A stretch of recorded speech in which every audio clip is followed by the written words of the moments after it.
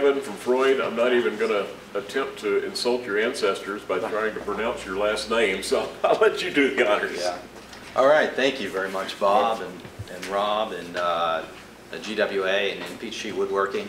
My name is Kevin Kauffumger. I'm Freud's training director, and we're going to cover a lot of things today. First thing, we're going to show a video just showing, just talking about who Freud is. I've got a presentation that goes into a little bit more depth around that, and then specifically we'll talk about router bits, and we'll be running some router bits towards the end. But Freud industrial router bits are what we're going to be focusing on today. And just to tell you a little bit about who I am, again, I'm the director of training for Freud. I've been with Freud for approximately 10 years. In terms of my background in woodworking, I went to a school called the College of the Redwoods out in California, which is pretty well known for furniture making. Used to work as in a fenestration shop, basically making windows and doors years ago in Pittsburgh, PA. And I've also worked as a furniture maker and had some things published in Fine Woodworking. So that just gives you a little bit of idea of where I come from. But more importantly today, we're going to speak about who Freud is, router bit manufacturing, routers, router bit applications, and talk about some of the different bits that we have. In terms of the presentation itself, if you have any questions, I tend to be pretty informal. You can just speak up. Rob, you probably had no problem just interjecting. Yeah, you can say, hey Kevin, hey you, whatever, I'm fine with it. And though we are here primarily talking about router bits, I mean, if you want to talk about saw blades, etc., we can get into that. And I'll be here after the presentation winds up, so if you have any questions, yeah, feel free to ask. So when we talk about Freud, and Freud is a company, we're based in Udine, Italy, which is just north of Venice. The company was family owned for over 50 years. And then in 2008, we were acquired by Bosch. However, we operate as an independent entity within Bosch. All of our router bits, our saw blades, those are all manufactured in our facilities that are in Udine. The products themselves are designed in the States as well as in Italy. And our headquarters are right here in Atlanta, in the, where the King and Queen building is, by Perimeter. We're in the Queen building there, and then we're up in High Point, North Carolina. One of our hallmarks is that we're the only router bit or saw blade manufacturer to make our own carbide. So whenever you think about these cutting tools, what's making contact with the material, that's making contact with the wood or the plastic that you're cutting into is carbide. So that's a really key core competency that we possess, which other manufacturers don't, and it allows us to separate into the market. So folks will often ask, why are you guys called Freud? It sounds German or Austrian. The name is actually a contraction of two words, Fresa, which is the Italian word for cutter, and then Udine, which is the city where these are manufactured. So we take the first three letters of Fresa and the first two of Udine, and that creates the name Freud, or Freud if you were Italian. The manufacturing process, it's very tight, very controlled situation. You saw some of the pictures in the video that showed the facility with all of the grinding equipment, the brazing equipment, It's the only ISO 9001, or it is a ISO 9001 manufacturing facility, which is to say that there's a lot of consistency in the manufacturing process. So from one blade to another blade, you're going to be assured that you're going to get repeat performance. So there's a lot of consistency in how these things are produced. This varies tremendously with other manufacturers, where in the picture you can see that there's some bits out there that are still hand ground, and with that manual aspect, there's a lot of inconsistency in the product that's produced. And fundamentally, when we look at the creation of cutting tools, it's basically going out there and identifying problems that exist. For example, using straight bits and routing into melamine. Melamine just being an amazingly finicky material, very difficult to cut. We can look at that and say, all right, how can we produce a bit that's going to reduce the amount of chipping that's produced on that melamine coating, and then run thousands and thousands of feet in a CNC machine, running grooves, prototyping and testing to create a better solution that's going to reduce that chipping. So it's always looking for those problems that exist out on the market and then trying to find solutions for those. And relying upon that industrial technology, that industrial backbone to produce awesome products like the Fusion blade, which is our high-end general purpose blade, or the quadricut router bits, which are 4-wing router bits that have a opposing shear design so that you can route across a piece of red oak or ash and you're not getting any fuzzing or tear out. So in the marketplace, you've got a lot of older styled bits, and you can get these this fuzzing and tearing, and again, that's sort of our opportunity to come forth with a better solution. When you talk about carbide, again, Freud, we make our own carbide router bits. All of our router bits are carbide tipped.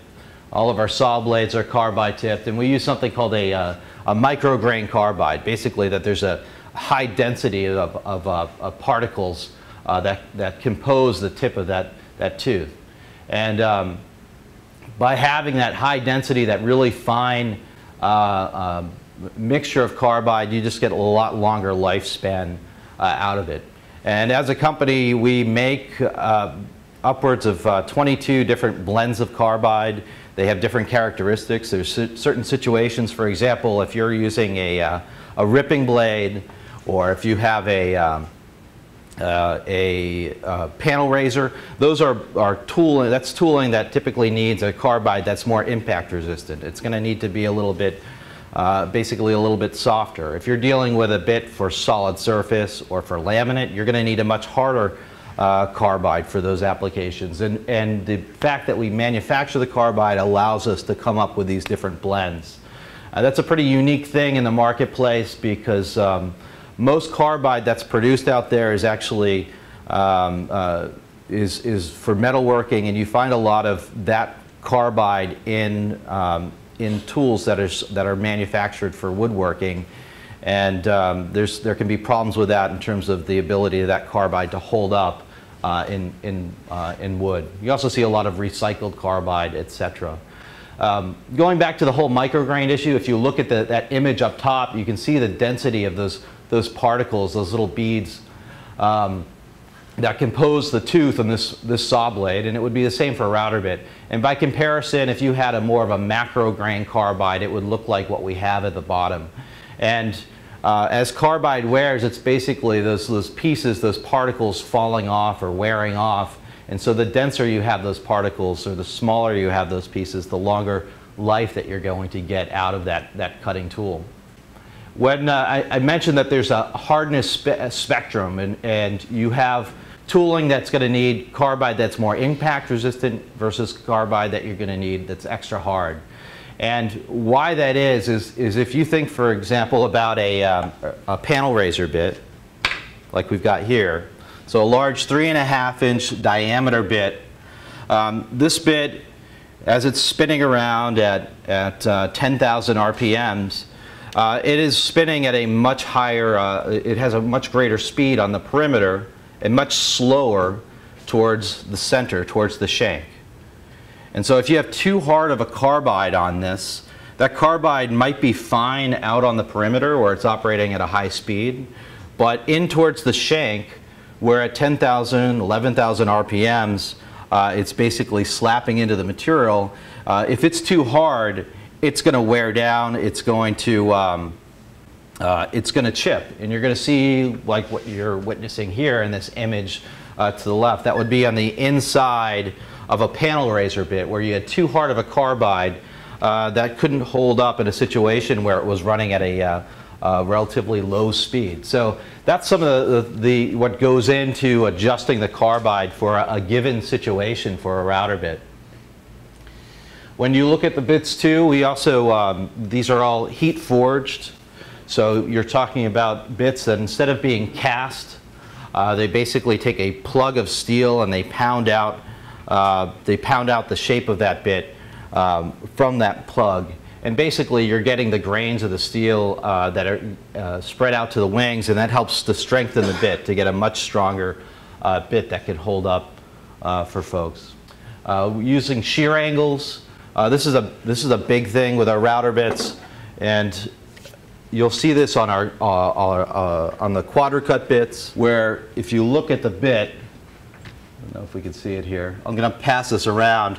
The carbide has a pitch to it. It's not straight up and down. It has an angle, and the major cutter in this type of bit, this quadricut bit, has an up shear, and then the minor cutter is actually cutting back in the opposite direction, and that has a down shear. So you have these opposing shear angles that slice through the material. And the effect there is that you're able to more cleanly slice through the wood fiber. So I think anybody here who uses hand tools, if you have a jack plane, for example, and you need to surface your workbench, when you're running that plane across the top of this bench, you're not going to just have the plane going straight ahead. You'll have it at a skew. You'll have it so that there's a leading edge to slice through that material. And that same basic principle of having that lead edge to slice through the wood is what you're witnessing in the use of shear angles on router bits. And when we go through and we talk about our line of bits, that's one of the sort of the defining differences between our bits and other bits that are out there, is that use of shear angles. This, for example, is a straight bit, and this straight bit has a shear quality to it. So again, if you're doing some template work, that's a bit that's going to be able to deliver a better performance to it, because the carbide isn't straight up and down. It has a leading edge to just slice through that material. This is a very popular bit set that we have. It's called an adjustable tongue and groove set. And if you look at the cutters on this, and I'll pass this around, you can see that they aren't straight up and down. They actually have a pitch. They're slicing inward. And again, that's another situation where you've got the shear angles, which are working for you to minimize tear out. I mean, basic idea here, I mean, when we're woodworking, we want to be able to route our material and then move on to the next step. It's no fun if we have to route our material and then sand it, in which case we might end up deforming the profile that we are intending to get. We want to be able to route and then move on to the next step. And this actually is an illustration which shows the benefit of what you get by having those opposing shear angles. That adjustable tongue and groove set that Mickey's just passing around here, with those opposing shear angles, the primary benefit there is that when you're creating your tenon, when you're creating your tongue on that piece on the right-hand side, those shear angles work to slice down from the outside faces of the board down towards the tongue. And by doing that, it minimizes the tear out that you would get. You get a much cleaner performance. Versus if the carbide was just straight up and down, it would which is what you see with this bit on the left, you would have a tendency to just drag those wood fibers that are on the outside edges of the outside edges of the board. That's a pretty egregious example, but I think you get the point that talking about minimizing the tear out, the fuzzing you get. Our bits also all have what's referred to as an anti-kickback design, which is basically you have this shoulder here, which is set in relationship to the cutter that trails behind it. And the function of this shoulder is basically it limits how much wood that you can feed into that cutter at any one time. By overexposing the wood, or by having an open shoulder design, you could overfeed into the stock and end up with kickback. And it's the same sort of thing that you'll see if any of you guys have chainsaws. You'll look at a lot of chainsaw chains will have that anti-kickback design. Ripping blades, our glue line rip, our 10-inch 24-tooth blade, you'll see that little shoulder that's in front of the carbide tip tooth. That's an anti-kickback design that's there to keep you from overfeeding your stock. And it's precise too. It's set at 1.1 millimeter, and that also applies for our saw blades. The bits will be balanced. And this actually doesn't show it, but very often you'll find a bit, and if you flip it over, you'll see a little dimple. And basically, particularly with a large diameter bit, you're running a 3.5-inch diameter bit. You don't want this thing wobbling. That's going to be bad news. And so they test these things after their production to make sure that or during the production to make sure that they're balanced, and they'll remove weight from the bit by milling it out to get these things so that they spin properly. So you'll have a balanced design, which is going to leave you a smoother finish and longer life out of the bit itself. Whether you're looking at our saw blades or our router bits, they typically have this red coating on it. This red coating is it's called PermaShield. It's basically it's a powder coat of sorts. It's applied onto the blade that helps to reduce the amount of heat that's built up on the blade. Whenever you're talking about cutting tools, whether it's router bits, saw blades, but even dealing with different abrasives or recip blades, anytime that you can minimize the heat on that cutting edge, you're going to get a much better performance out of that tool. And so we've designed this PermaShield coating to help minimize the heat that's built on the bits as well. It also has the benefit of making it easier to clean and minimizing the rust. So if you have a situation where you've got a shop that isn't climate controlled, that gets a little humid or whatnot, you're not going to worry about the blade bodies getting rusted up. You know, other innovations that you'll see in the bits and that is things such as this double grind relief angle.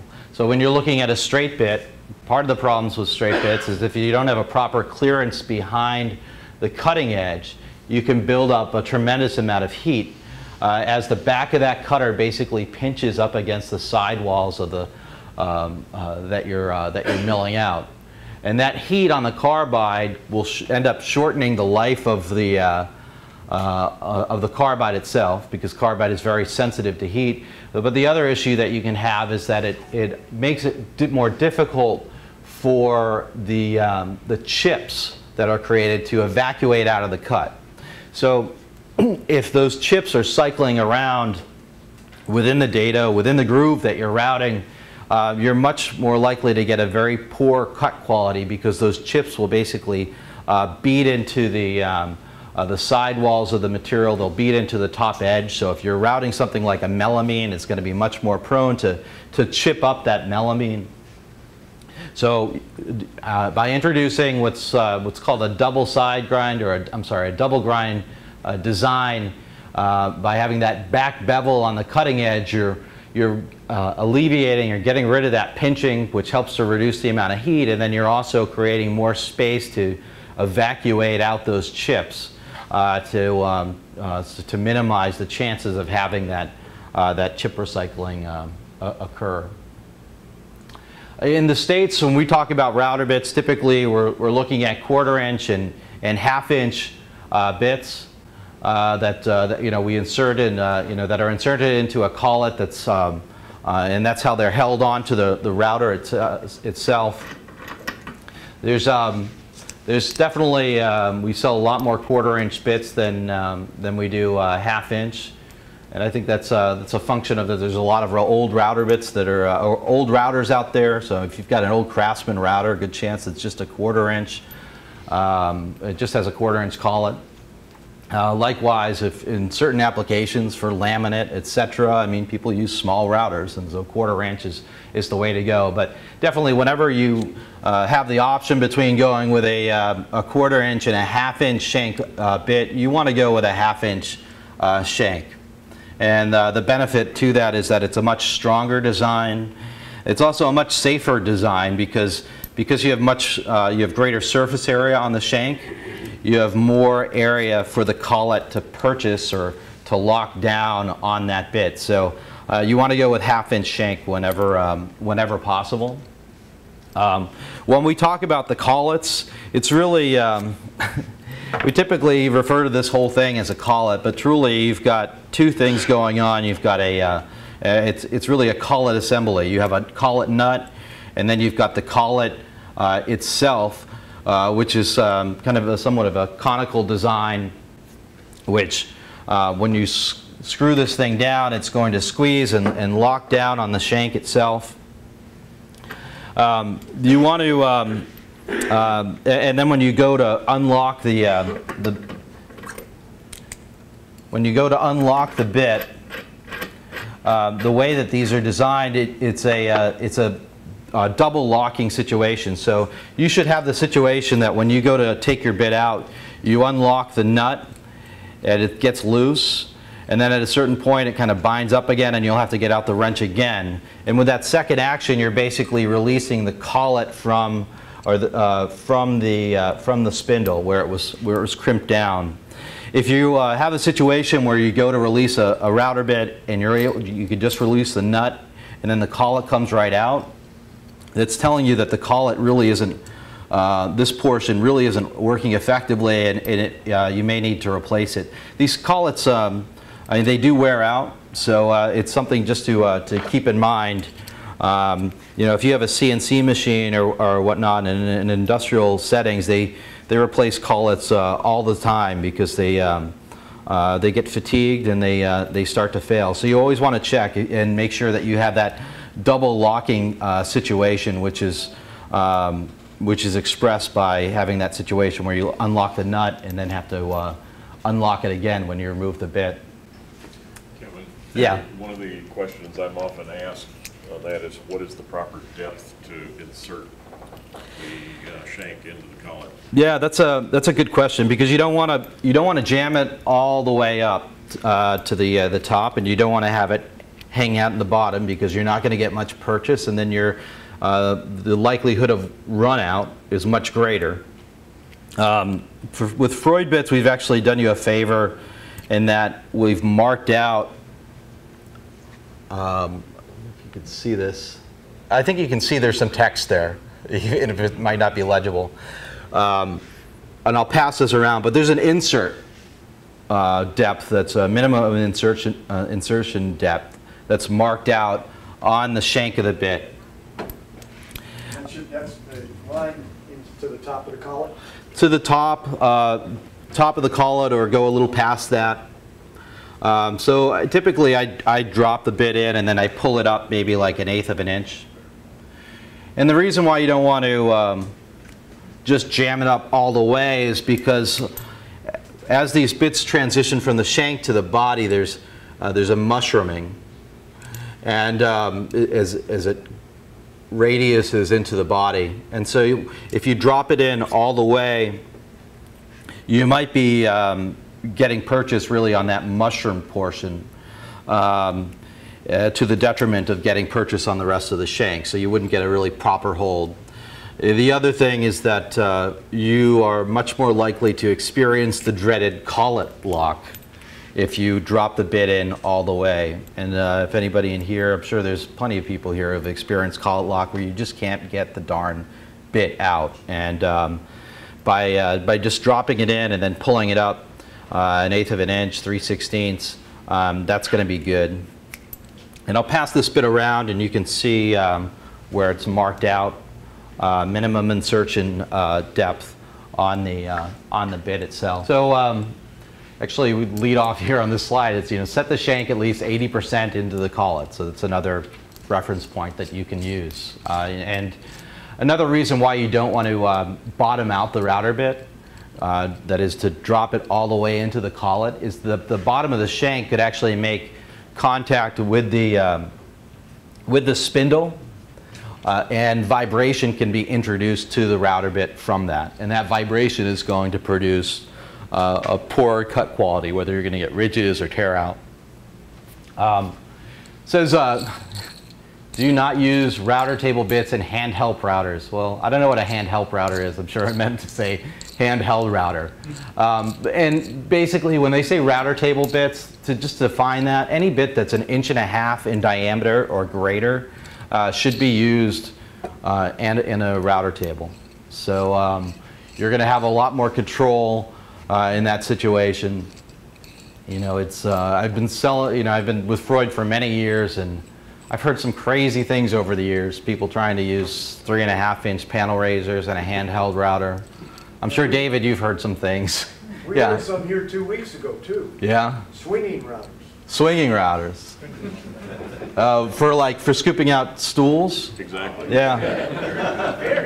Yeah. It's cool, man. Actually, I don't advise it, but He won first place. Yeah. Yeah. Yeah, I saw an article years ago about that. There's some guy who makes these awesome stools using, he uses axe handles for the legs, and then he had that set up. Pendulous, yeah. So you want to ensure the bit is clear the fence before starting the router. That's definitely, prima facie, pretty obvious there. You adjust the router bit speed according to the diameter. So you adjust, and it should say you're adjusting the RPMs of the router to the diameter of the bit. And there's a little chart on the left-hand side here, but for your reference on the packaging of our bits, there's actually there's a chart. There's a chart which indicates the speed or the RPMs at which you should set your router when you're running that given bit. And there can be some variation. Sometimes you'll need to tweak it in relationship to the material that you're routing. Sometimes you need to tweak it in relationship to the speed at which you're feeding the stock through. So if you're feeding the stock through at a really fast rate, you're going to need to speed up your router bit. So you would increase the RPMs. If you're moving your stock through at a relatively slow rate, you would typically need to slow down the router bit itself. You want to keep the bits clean and sharp, and typically, I would recommend using some sort of carbide cleaner. I'm sure Peachtree they have a cleaner here that works effectively. Because very often the pitch buildup on your saw blades or on your router bits can basically mask a fine edge. You've got a decent cutting edge, but it's just covered with pitch. And so using a cleaner will help expose that. The other thing is that the pitch, by playing with the tolerances or kind of messing with the grind, is going to help is going to create heat. It's going to be more likely to build up heat on the carbide cutting edge, which will shorten the life of the bit. Never use never use oven cleaner when you're cleaning carbide. You'll hear about people doing that periodically, but oven cleaner is so caustic, it'll actually it'll attack the brazing, it'll attack the composition of the carbide, and even if you wipe the oven cleaner off, there's still residue that's left there that's going to shorten the life of the carbide itself. So we've got all sorts of bits. Bits that are used for joinery, use flush trim bits, panel pilot bits, tons of bits that are used for laminate. And you see all the routers that are out there, the small trim routers, which have gotten really popular these days, which they stopped calling them laminate trimmers. They seem to be calling them palm routers now. You've got all these router tables being phenomenal for whenever you're doing accurate work or whenever you're using those larger bits, an 1.5 inch or larger diameter bit to have that control or precision. And then you have CNC routers, which you walk the floor at the IWF and you see these big monstrous machines, but they even go to your smaller CNC setups. People are using those for everything from cutting into plywood to cutting into plastics. So lots of great for repetitive actions, great for accuracy. And what's also exciting is you're starting to see CNC handheld routers that are making the market. So ShopBot, for example, ShopBot, who makes larger CNC machines, has come out with a portable unit that somebody could bring onto a construction worker, a residential construction worker could bring onto a job site and use this type of a setup to create a stringer, an enclosed stringer for making stairs.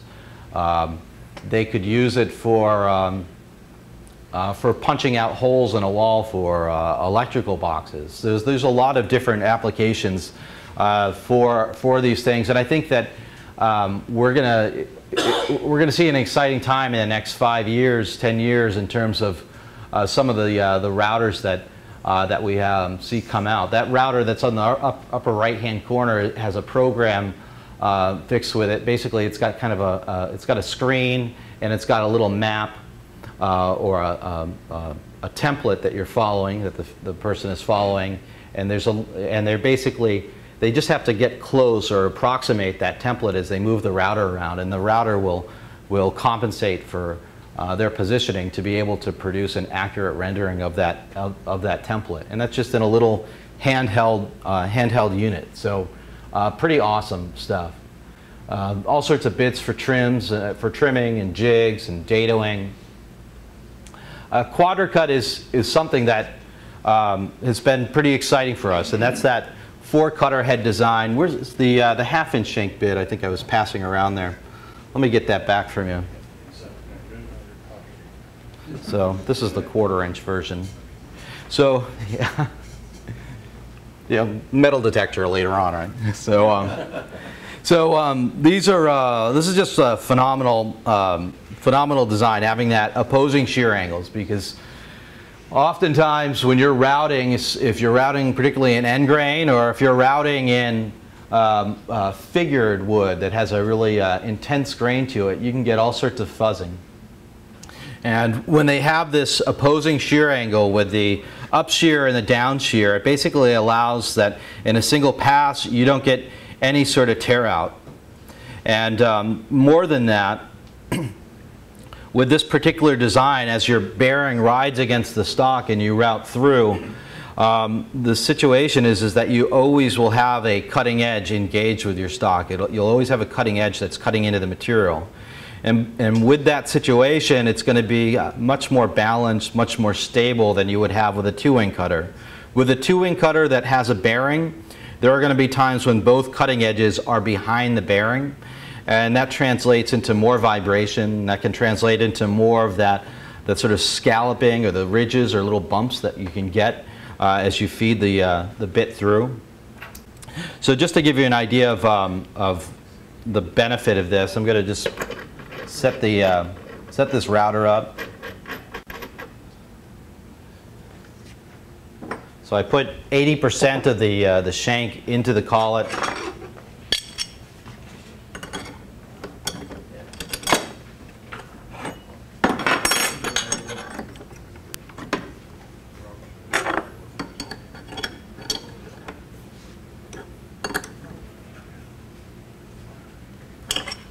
Lock it down. You don't want to get carried away when you lock it down, because you can end up with collet lock and make it really difficult to... Are you going to have to take that back off? Does that ring fit around that bit?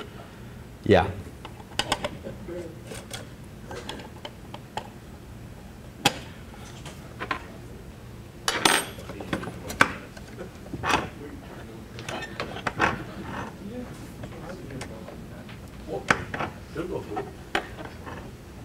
Come on.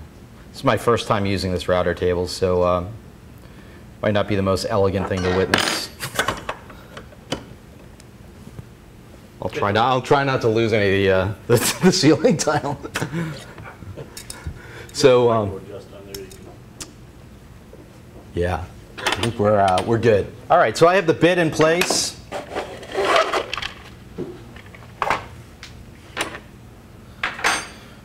Whenever you're using a router table, I mean, I think it's pretty clear. You want to make sure that nothing is laying around the table, especially if it's a table you've never used before, or if it's a situation where you just haven't used the table for a while. Because we all know in a shop, table surface is that's at a premium. So I know very often you can wind up in a situation where you're using your router table for doing something other than routering, and so you definitely want to make sure that the coast is clear. So I'm going to set this up. I'm going to just need to reference a straight edge from the bearing to the fence.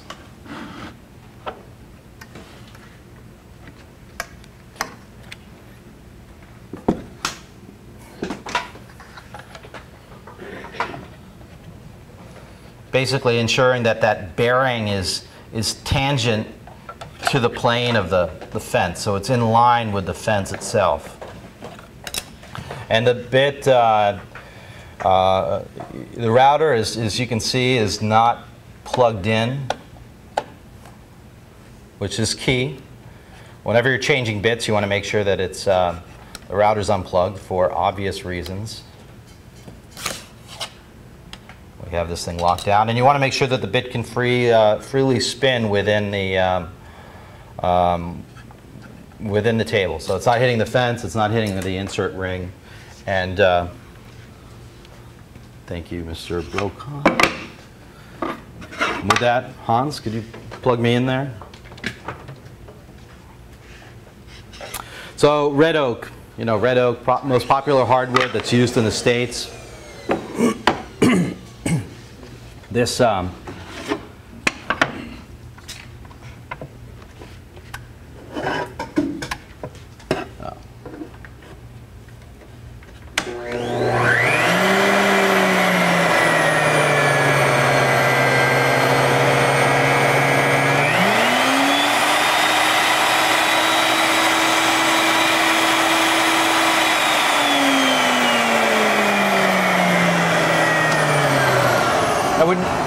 when you're using routers,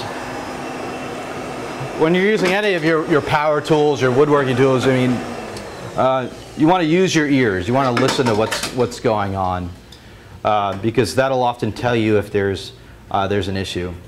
It's kind of unfortunate because as woodworkers we lose our hearing pretty early. But I mean, your ears are like important tools. So when you fire up a router, you want to pay attention to that speed control chart that we passed around there that comes with each of the bits. But using your ears, you can get a good reference as well. If you turn a router on and it's screaming at a high-pitched sound, if it's got kind of a whistling noise, you really want to back that thing off. No matter what the instructions said on the router bit, etc., that screaming noise is telling you that you're moving too fast, or that there's something afoul with the router, or how it's seated in the collet, etc. It's not something I witnessed in this situation, but you definitely want to pay attention to that. And the other, on the other end of the spectrum, if you fire up the router bit and the router bit is just really slowly humming, it's going to indicate that it's not going quite fast enough. And some of that is just, you're using these bits over and over again, and you get much more familiar with them. So this bit, it's 1.5 inches in diameter, and I'm going to run it around 18,000 RPMs. And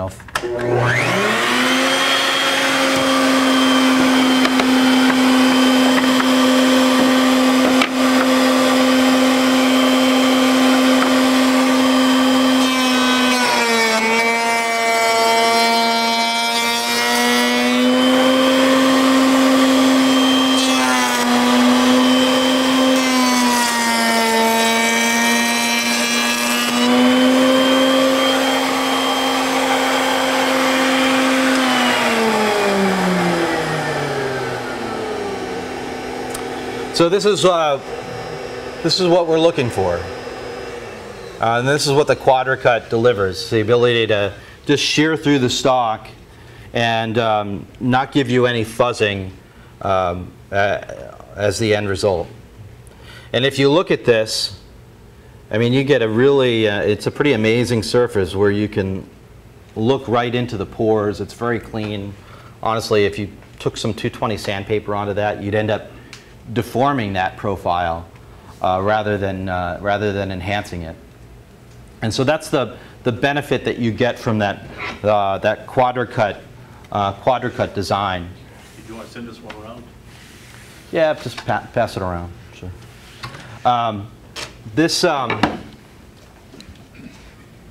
If we had a situation too where it's going, where the bit is going too fast, or if you're routing and you're getting burning as it's cutting through, I mean, some of that might be a reflection on the type of stock you're using that you'll need to adjust the speed. But if you're getting burning, typically that's a situation where you're feeding the stock too slow, so that the cutting edge, as it's routing in, isn't producing enough chips to carry the heat off the cutter, and so that heat gets translated into the surface of the material that you're routing.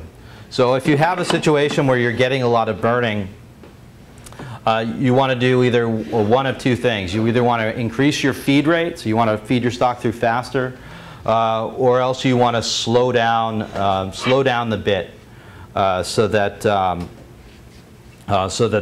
the cutting edge isn't continually cutting at the same point and creating that heat. So that's key. If you're getting a lot of tear out, which is kind of the other end of the spectrum, you have burning and then you have tear out. If you're getting a lot of tear out, that's a situation where you either want to slow down your feed rate or you want to increase the speed of the router bit. So it's a balance between the two, and by doing one or the other, we should take care of the tear out. And I think we all know, I mean, you experience different woods. I mean, these woods are just so dramatically different. I mean, if you're dealing with rock maple or cherry versus dealing with red oak versus dealing with some of these just crazy exotics that they seem to be pulling out of the Amazon, like nobody's ever heard of, like, all right, that's some of it is a little bit of trial and error, but that's kind of some of the basics of it. These quadricut bits, that opposing cutter head design is basically that you're going to see that in our panel razors. You'll see it in our edge treatment bits, which would be like roundovers and bead and coves. Any kind of bit that you would use to create a decorative edge that would be exposed will typically have a quadricut design. If it's something that if it's a straight bit, for example, you typically wouldn't have this design to it because it's usually not used in such a application where you have exposed end grain. But quadricut is definitely, that's a unique thing from Freud, and really pretty awesome benefit. So you have a fork cutter head design without the sanding to eliminate the fuzzing. You have the panel designs that also have that quadricut. One of the things that we do particularly well as a company is our door making sets, and these are sets that actually will allow you to do everything from make 5/8 thick cabinet doors to 1 1/4 inch with just our standard rail and style set. But you can also use, we have sets that will allow you to make 2-inch to 2 1/4 inch doors for entry doors. We have a French door set that'll allow you to go from 1 3/8 to 1 3/4 inch.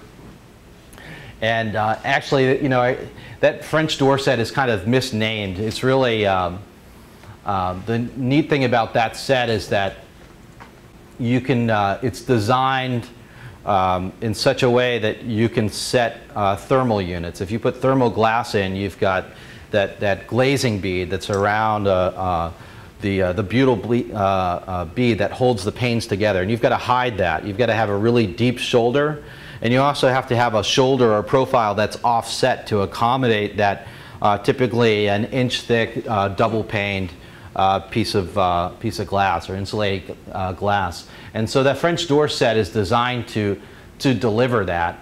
And consequently, you can use it for more than just creating French doors. If you ever wanted to create double hung windows, or if you need to create transoms for a house, I mean, it's an awesome setup for that. And it allows you to create both simulated and true divided light. So you can actually have solid wood muntins that separate the individual lights in the window, which is really pretty awesome. Again, my background is spending years in a shop making windows. I mean, we had tenoners and double-ended and single-ended tenoners and shapers on all of these machines, elaborate machines, to allow us to build these true divided light windows that would accommodate a full, double pane thermal window units. And to be able to pull it off in a router bit set on with a table like this is pretty awesome stuff. The rail and style sets that we've come out with, this is our standard rail and style. It's called the Premier Adjustable Rail and Style Set, and it's pretty awesome in the sense that out of the package it'll do your standard rail and style, cope and stick joinery, but you can actually change it up so that you can produce full-length tenons. So, and by having that additional length of a tenon, that additional surface area, just makes for a much stronger joint. So you can create really strong cabinet doors, but also because it allows you to make doors between 5/8 all the way up to 1.25 inches, you can really move beyond just making cabinet doors. If you wanted to make screen doors or storm windows or barn sash, this would be a really a great set for that, because you can get into thicker units. You can adjust or thicker stock. You can adjust the size of that groove to accommodate the size of the panel or the size of the glass that you want to put in there.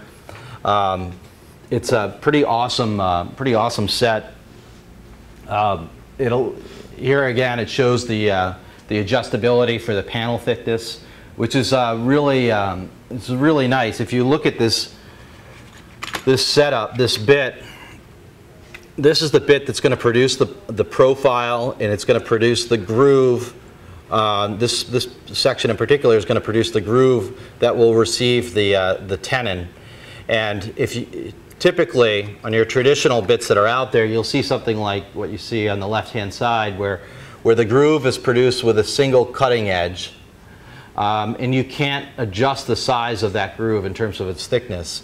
But on this rail and style set, you've got effectively 2 slot cutters that are stacked, and they're almost like a dado. You can put shims in there, or you can remove shims, so you can adjust it to be exactly what you want.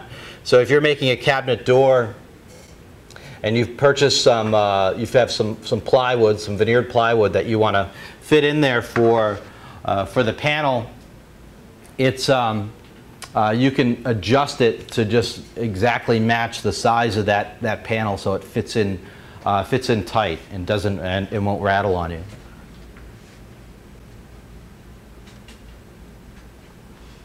How does that cut the tenon? Basically, so this bit is the bit that's going to produce the cope, and it's going to produce the tenon in the back shoulder. Out of the box, it's going to produce your cope and stick joinery. But if you want to produce a long tenon, with this set, this little box, and there's a spanner wrench. And basically, you can use the spanner wrench to engage with these holes on the top side of the bit, and you keep the bit locked in the collet, and you can actually remove the top portion of the bit. So this whole assembly, not just the carbide cutter, but the bearing underneath it, will thread out of this portion. And with that, you can pass your stock right over top the coping bit and to produce a long tenon. All right, now that you've got your tenon cut, how do you make that mortise with that? The mortise is going to be, it's going to be more of a traditional operation, whether you're using chisels, drilling it out, chiseling it, or using a hollow mortise chisel. So, or you could rig it up as well with a, you could create a jig and a straight bit to get that material out. But the mortise isn't taken care of in the set. And there's there's all sorts of architectural stuff out there: wainscoting or wainscoting, adjustable tongue and groove bits. In terms of finding bits or seeing what's available, we've just redone our website. There's a lot of information there in terms of finding the different bits. We also have a lot of catalogs and posters that are on there that detail the process of, for example, how to make a French door or how to make crown molding. And then with a lot of our sets, when you purchase them, they'll come with a DVD, which will walk you through the process. Many of them will come with those posters too. For example, that chart up top is a chart that comes with our dado sets, which basically lays out how many shims and how many chippers you'll need to arrive at a certain sized groove. So all of these things are there to help you to be able to do the work that you're intending on accomplishing. So it's website's a good resource for these materials, and we are in the process of creating something that's called the Freud Club, which is basically going to be a portal for users, for woodworkers, to be able to learn how to do different techniques, how to use the cutting tools to get the best performance. Because I think there's a lot of there's a lot of workarounds that we develop in woodworking. I mean, you're cutting plywood, and a lot of guys will be out there and they'll lay out the blue 3M tape to mask off their lines so they don't get tear out. And that can be an effective means of cutting, but it's also something that you don't need to do if you have the proper blade. So there's a lot of information on here for, and will be more with Freud Club as to how to get the proper tooling to get the results that you're looking for.